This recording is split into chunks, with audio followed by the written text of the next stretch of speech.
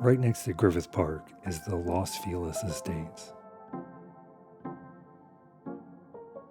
It used to be a flower farm until developers cleared the land to build houses in the early 1960s. But from 1917 until 1961, the land was leased by the Kuromi family. Japanese immigrants who built a thriving farm inside the city limits of Los Angeles. Getting displaced from their land, though, was not the end of the story. And Aiko Kuromi was there from the start. She was born just 3 years after her parents leased the land. Please describe your father for us. What did he look like? He was a small framed man, actually very a quiet person, very soft-spoken, and I don't think I ever got scolded once in my lifetime. He's very much of a gentleman. Her father, Haraway, and mother, Kyo, ran the farm together, and Aiko had 2 younger brothers, Isamu and Hitoshi. Here was the view from Los Feliz Boulevard as it looked in 1928, a few years before the Griffith Park Observatory was built on the hills behind the farm. Well, actually, the house that we lived in was also the packing house, and so the back part of the house had a couple of rooms, and that's where we lived, and of course a kitchen. It was very small.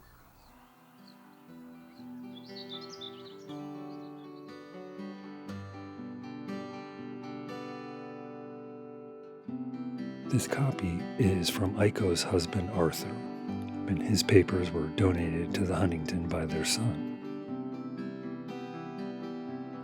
Arthur Ito was working at Flower View Gardens in the early 1940s when Aiko returned from a few semesters in Japan. Well, it was such a quick little thing, you know. Usually it goes on forever until you find the right person. It wasn't that at all.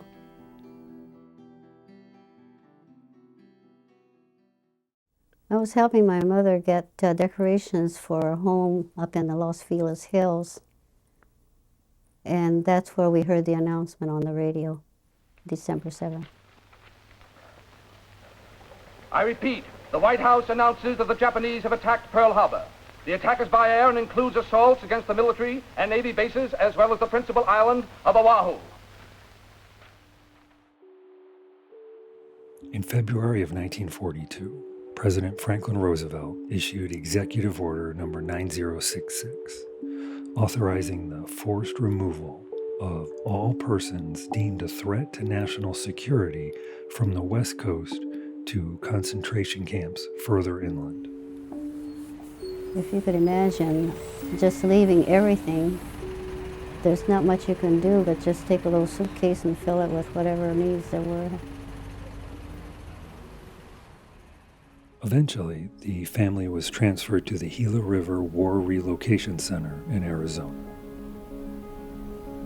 Of course, it was our first experience out in the desert like that, but here again, just had to make up our mind that this is going to be it for a while.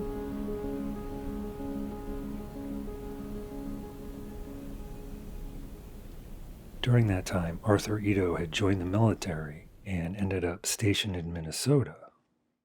Aiko and Arthur exchanged letters back and forth between the military base and the War Relocation Center. Can you describe that joy that you felt when you got this letter of proposal and the ring? Well, of course, I think I had to hold back because everybody else was on top of it, and they wanted to see the ring and et cetera, et cetera. Aiko secured permission from the government to leave Gila River, and the two were married on Valentine's Day, 1943, without her parents or brothers, who were still incarcerated in Arizona.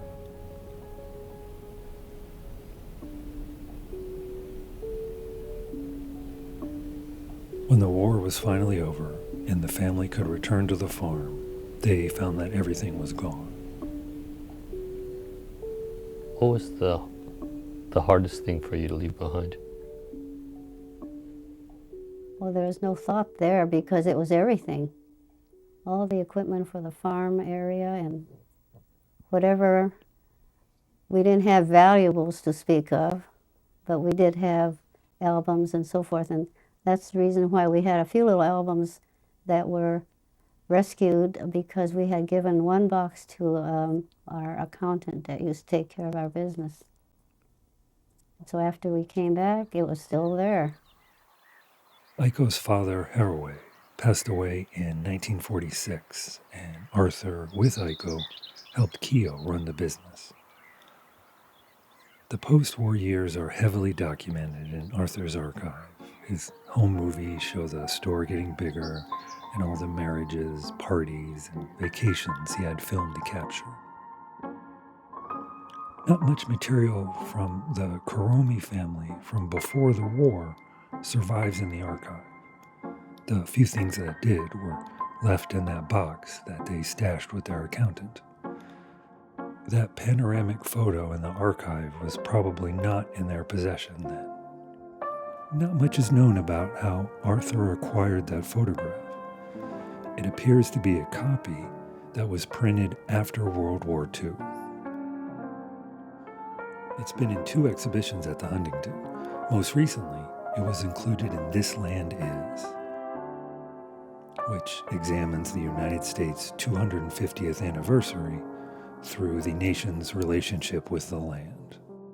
So at a certain point, I was reading about the Kuromi family in the collection, and I saw that their son was named East.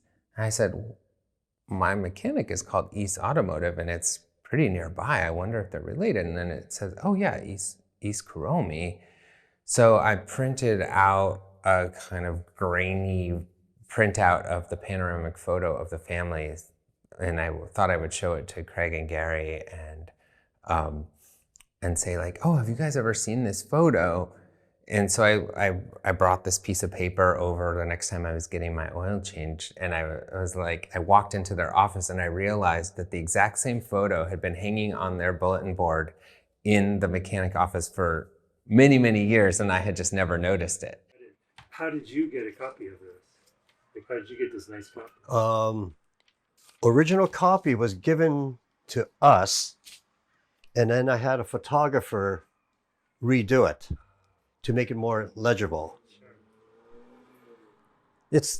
I'm actually fascinated by the stories I hear of that era. To have, here you are living in the United States, making a living, thinking everything is, doing perfectly well, and all of a sudden some event happens in the middle of the Pacific Ocean, and now you're looked upon as being the enemy. That's where I think Craig and myself, we kick ourselves for not talking to our dad about those early years, and our uncles and aunts too. Because our parents really didn't talk about it.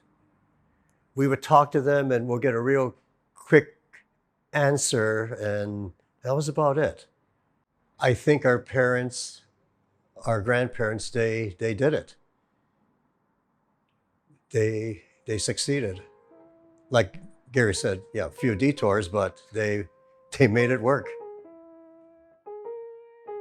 The Kuromi family's direct access to farmland in Los Angeles lasted for half of Aiko's life. Aiko's parents were born in Japan, and the alien land laws at the time prevented them from owning the land that they farmed. After they were displaced in 1961, though, Arthur and Aiko were able to buy a storefront and open a flower shop on Western. Aiko's brother Isamu had already purchased his own garage by that time. Aiko's nephews still run that garage, just a mile and a half from the old family farm. The brothers' copy of Arthur's copy of that photograph becomes indelible proof that this land is where the Kuromi family roots took hold.